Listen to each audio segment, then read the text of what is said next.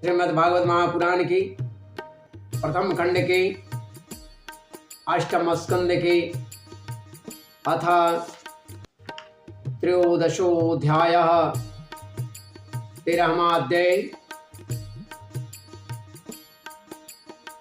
आगामी 7 मनमंत्रों का वर्णन हिंदी में आरंभ कर रहा हूं।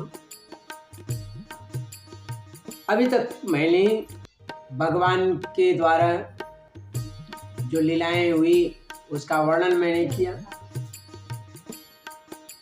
मैंने समुद्र मंथन, उससे उत्पन्न होने वाले पदार्थों, उनसे उत्पन्न होने वाले जो भी चीजें थी उन सभी का वर्णन किया।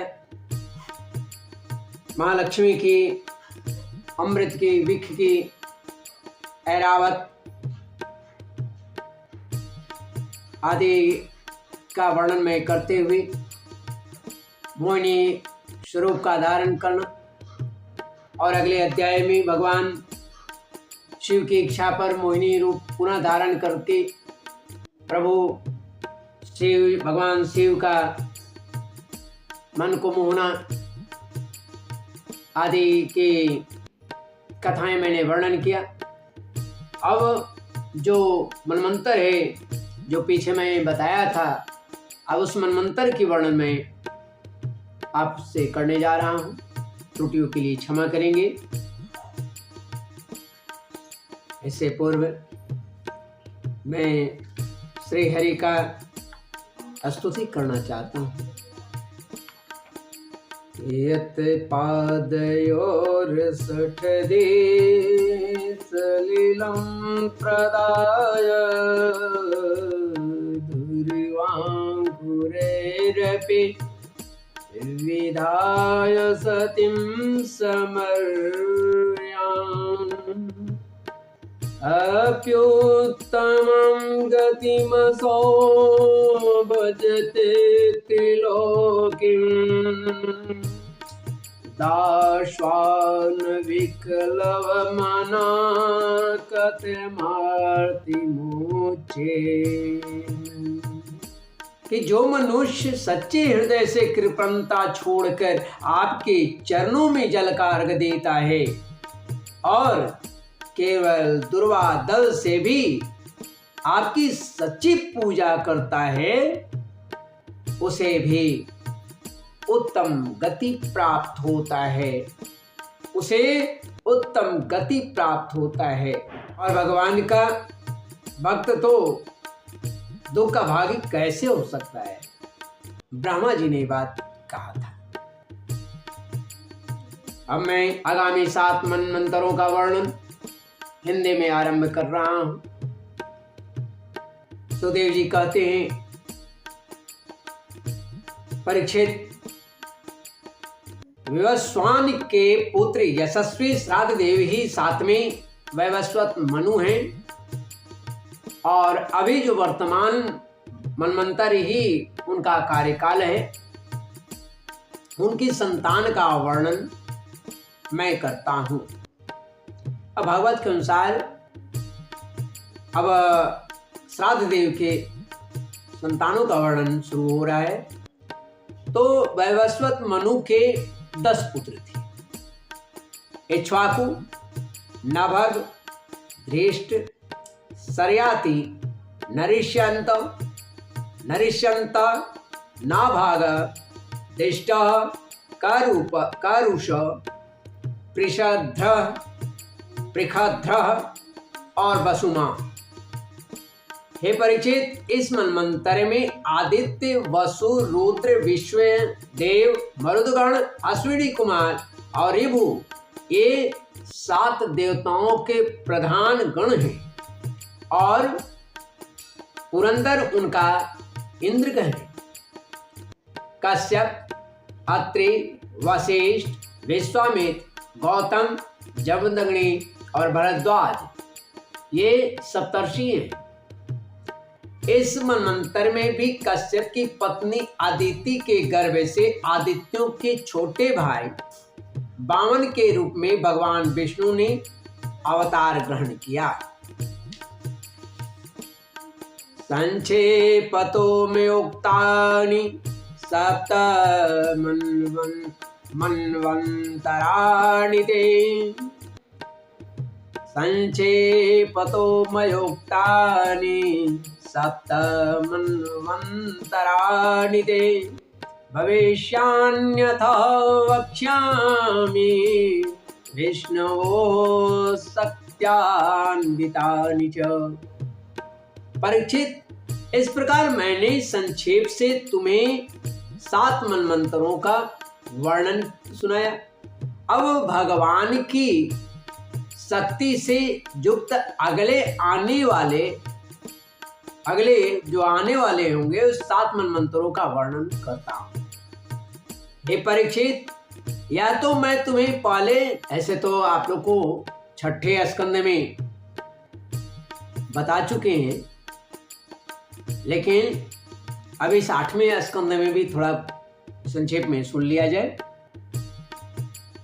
सुखदेव जी कहते हैं कि परीक्षित, या तो मैं तुम्हें पहले बता चुका हूं कि विवस्वान अर्थात भगवान सूर्य की 2 पत्नियां थी, एक संज्ञा और एक छाया। ये दोनों ही विश्वकर्मा की पुत्री थी।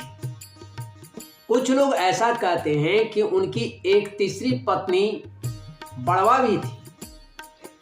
सुखदेव जी कहते हैं कि मेरे विचार से तो संज्ञा का ही नाम बड़वा हो गया था। उस सूर्य पत्नी में संज्ञा से 3 संतान उत्पन्न हुई। अब ये 3 संतान कौन? यम, यमी और श्राद्ध देव। छाया के भी 3 संतान हुई, सावर्णी, शनैश्वर और तप्ती नाम की कन्या जो संवरण की पत्नी हुई। जब संज्ञा ने बढ़वा कर उद्धारण कर लिया तब उससे दोनों अश्विनी कुमार पैदा हुए। 8वें मनमंत्र में सावर्णी मनु होंगे। अब आगे की बात चल रहे हैं। उनके पुत्र होंगे निर्मोक, बीरजस्क आदि। हे परीक्षित, उस समय सुतपा, बीरजा और अमृत प्रभा नाम का देवगण होंगे। उन देवताओं के इंद्र होंगे विरोचन के पुत्र बलि। विष्णु भगवान ने 52 अवतार ग्रहण करके इन्हीं से 3 पग पृथ्वी मांगी थी, परंतु इन्होंने उनको सारी त्रिलोकी दे दी। राजा बलि को एक बार तो भगवान ने बांध दिया था, परंतु फिर प्रसन्न होकर उन्होंने इनको स्वर्ग से भी श्रेष्ठ सूतल लोक का राज्य दे दिया। वे इस समय वही इंद्र के समान विराजमान हैं और समस्त ऐश्वर्यों से परिपूर्ण इंद्र पद का भी परित्याग करके परम सिद्धि प्राप्त करेंगे। गालव, दीप्तिमान, परशुराम, अश्वत्थामा, कृपाचार्य, ऋष्यशृंग और हमारे पिता भगवान व्यास, ये 8वें मनमंत्र में सप्तर्षि होंगे। इस समय ये लोग योग बल से अपने अपने आश्रम मंडल में स्थित हैं। देवगुह्य की पत्नी सरस्वती के गर्भ से सार्वभौम नामक भगवान का अवतार होगा। यही प्रभु पुरंदर इंद्र से स्वर्ग का राज्य छीनकर राजा बलि को दे देंगे। हे परीक्षित, वरुण के पुत्र दक्ष सावर्णी 9वें मनु होंगे। भूत केतु, दीप्त केतु आदि उनके पुत्र होंगे। पार, मरीचि, गर्भ आदि देवताओं के गण होंगे और अद्भुत नाम के इंद्र होंगे। उस मनमंत्र में द्युतिमान आदि सप्तर्षि होंगे। आयुष्मान की पत्नी अंबुधारा के गर्भ से ऋषभ के रूप में भगवान का कलावतार होगा। अद्भुत नामक इंद्र उन्हीं की दी हुई त्रिलोकी का उपभोग करेंगे। 10वें मनु होंगे उपश्लोक के पुत्र ब्रह्म सावर्ण, उनमें समस्त सद्गुण निवास करेंगे। भूरिशेष, भूरिसेन आदि उनके पुत्र होंगे और हविष्यमान, सुकृति, सत्य, जय, मूर्ति आदि सप्तर्षि होंगे। सुवासन, विरुद्ध आदि देवताओं के गण होंगे और इंद्र होंगे शंभु। विश्वसृज की पत्नी विसुचि के गर्भ से भगवान विश्वक्सेन के रूप में अंशावतार ग्रहण करके शंभु नामक इंद्र से वे मित्रता करेंगे। 11वें मनु होंगे, अत्यंत संयमी होंगे वे, उनका नाम धर्म सावरणी होगा। उनके सत्य, धर्म और 10 पुत्र होंगे। विहंगम, कामगम, निर्वाच रुचि, निर्वाण रुचि आदि देवताओं के गण होंगे। अरुणादि सप्तर्षि होंगे और वैदृत नाम के इंद्र होंगे। आर्यक की पत्नी वैदृता के गर्भ से धर्मसेतु के रूप में भगवान का अंशावतार होगा और उसी रूप में वे त्रिलोकी की रक्षा करेंगे। हे परीक्षित, भविता रुद्र सावर्णे राजन त्वा दशमो मनु देववानुपदेवश्च देव श्रेष्ठादय सुता। परीक्षित, 12वें मनु होंगे रुद्र सावर्ण, उनके देववान, उपदेव और देवश्रेष्ठ आदि पुत्र होंगे। उस मनमंत्र में ऋतुधामा नामक इंद्र होंगे और हरित आदि देवताओं के गण होंगे, ये देवगण होंगे। तपोमूर्ति, तपस्वी, अग्निध्रक आदि जो हैं ये सप्तर्षि होंगे। सत्यसाह की पत्नी सुनृता के गर्भ से स्वाधाम के रूप में भगवान का अंशावतार होगा और उसी रूप में भगवान उस मनमंत्र का पालन करेंगे।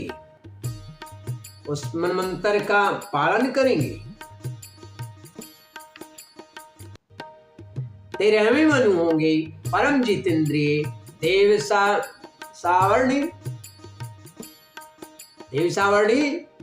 13वें मनु होंगे चित्रसेन, विचित्र आदि उनके पुत्र होंगे।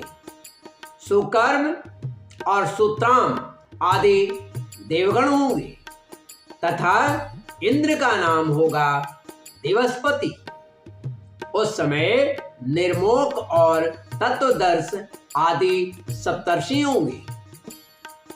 देवहोत्र की पत्नी बृहति के गर्भ से योगेश्वर के रूप में भगवान का अंशावतार होगा और उसी रूप में भगवान दिवसपति को इंद्र पद दे देंगे। महाराज 14वें मनु होंगे इंद्र सावर्णी। उस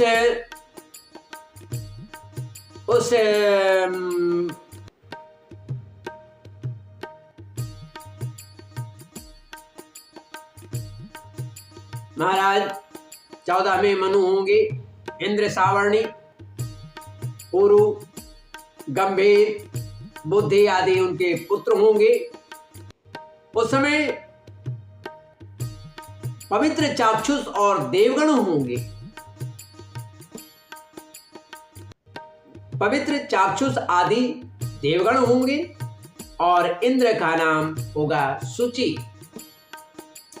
अग्नि, वायु, शुचि, शुद्ध और मागध ये जो है सप्तर्षि कहलाएंगे।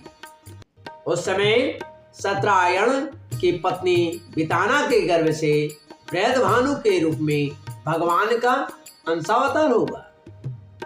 अंशावतार ग्रहण करेंगे तथा कर्मकांड का वे विस्तार करेंगे। हे परीक्षित, ये 14 मनमंत्र भूत, वर्तमान और भविष्य तीनों ही काल में चलते रहते हैं। इन्हीं के द्वारा एक सहस्त्र चतुर्युगी वाले कल्प के समय की गणना की जाती है। इस प्रकार मैंने अगले 7 मनवंतर के वर्णन किया है हिंदी में। श्रीमद् भागवत महापुराण के प्रथम खंड के 8वें स्कंद के यथा त्रयोदशोऽध्याय 13वां अध्याय आगामी 7 मनवंतरों का वर्णन यहाँ हिंदी में समाप्त होता है। श्री कृष्ण श्री कृष्ण श्री कृष्ण कहिए, जय विधि रखे कृष्ण तय विधि रहिए। श्री राम श्री राम कहिए, जय विधि रखे राम तय विधि रहिए। श्री राम कहिए, जय विधि रखे राम तय विधि रहिए। श्री कृष्ण कहिए, जय विधि रखे कृष्ण तय विधि रहिए। श्रीमन्नारायण नारायण नारायण, श्रीमन्नारायण नारायण नारायण, श्रीमन्नारायण नारायण नारायण, श्रीमन्नारायण नारायण नारायण, श्रीमन्नारायण नारायण नारायण, गोविंद नारायण नारायण नारायण, गोविंद नारायण नारायण नारायण, माधव नारायण नारायण नारायण, भक्तागत श्रीमन्नारायण नारायण नारायण, श्रीमन्नारायण नारायण नारायण। श्री कृष्ण श्री कृष्ण कहिए, जय विधि रखे कृष्ण तय विधि रहिए। श्री कृष्ण कहिए, जय विधि रखे कृष्ण तय विधि रहिए। जय विधि रखे कृष्ण तय विधि रहिए। श्री राम कहिए, जय विधि रखे राम तय विधि रहिए। जय विधि रखे राम तय विधि रहिए। श्री राम कहिए, जय विधि रखे राम तय विधि रहिए। श्री कृष्ण कहिए, जय विधि रखे राम रखे कृष्ण तय विधि रहिए। श्रीमन्नारायण नारायण नारायण, श्रीमन्नारायण नारायण नारायण, श्रीमन्नारायण नारायण नारायण, गोविंद नारायण नारायण नारायण, माधव नारायण नारायण नारायण, सबके प्यारे राज दुलारे श्रीमन्नारायण नारायण नारायण, श्रीमन्नारायण नारायण नारायण, गोविंद नारायण नारायण नारायण। ये चमक ये दमक फुलवन सा महक, सब कुछ सरकार तुम्हीं से। ये चमक ये दमक फुलवन सा महक, सब कुछ सरकार तुम्हीं से। इठला के पावन चूमे कृष्ण के चरण, इठला के पवन चूमे कृष्ण के चरण, सब कुछ सरकार तुम्हीं से। सब कुछ सरकार तुम्हीं से। ये चमक ये दमक फुलवन सा महक, सब कुछ सरकार तुम्हीं से। इठला के पवन चूमे कृष्ण के चरण, सब कुछ सरकार तुम्हीं से। बोलिए श्री कृष्णचंद्र भगवान की जय। राधा रमन बिहारी लाल कृष्णचंद्र की जय। द्वारकाधीश भगवान की जय। राजा रामचंद्र की जय। आद्या शक्ति माँ जगज्जननी की जय।